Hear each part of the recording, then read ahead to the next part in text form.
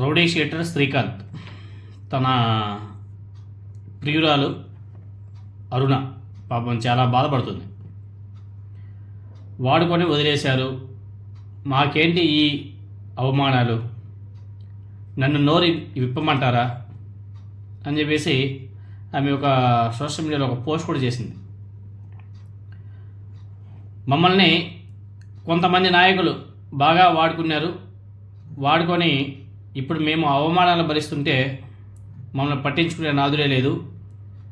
ఇంకా మౌనంగా ఉంటే మా ప్రతిష్ట దిగజారిపోతుంది.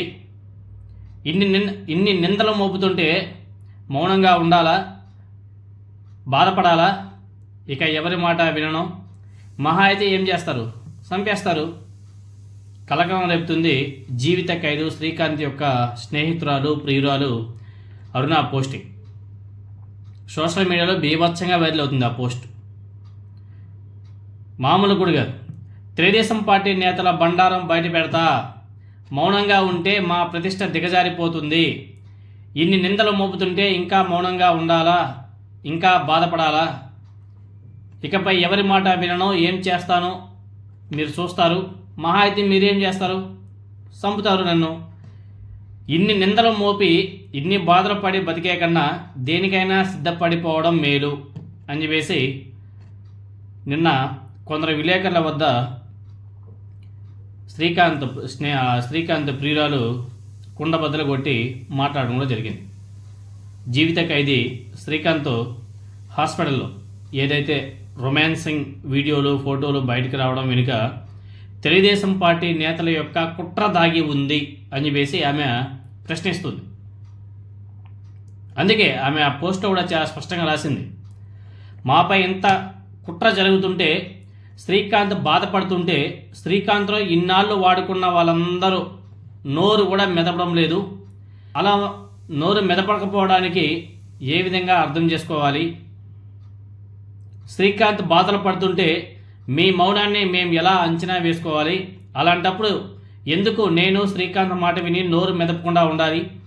ఓపెన్ అయిపోతే మేలు కదా. ఇకనైనా స్పందిస్తారా? శ్రీకాంత్ మాట కూడా లెక్క చేయకుండా నేను నోరు ఉప్పేయాలా? మహా అయితే మీరు చంపేస్తారు, అంతే కదా.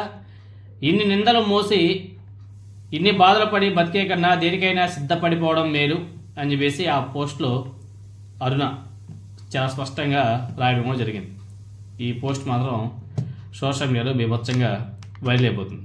ఇదే హత్య కేసులో నెల్లూరు జిల్లాలో జీవిత ఖైదీగా ఉంటున్న శ్రీకాంత్, అతని మీద అనేక నేరారోపణలు కూడా ఉన్నాయి. శ్రీకాంత్ నేర సామ్రాజ్యాన్ని విస్తరించడం, తెలుగుదేశం పార్టీ క్రియాశీలక నేతగా వ్యవహరిస్తుంటే అతను ఆ పార్టీ కీలక నేతల సహకారంతో తరచూ పెరోల్ మీద బయటకు వస్తున్న వైనం ఇప్పుడు అధికార పార్టీని, అదేవిధంగా ప్రభుత్వ పెద్దల నుంచి హోంశాఖను కుదిపేస్తుంది. అందుకే హుటాహుటిన నిన్న హోంమంత్రి ప్రెస్ మీట్ పెట్టి ఈ శ్రీకాంత్ పెరోల్ గురించి ఎవరు కూడా అడగకండి, దాని మీద ఆల్రెడీ ఇన్వెస్టిగేషన్ నడుస్తుంది, దీని మీద మీరేం ఇన్వెస్టిగేషన్ చేసిన అవసరం లేదు అని చెప్పేసి కొంచెం వ్యంగ్యంగా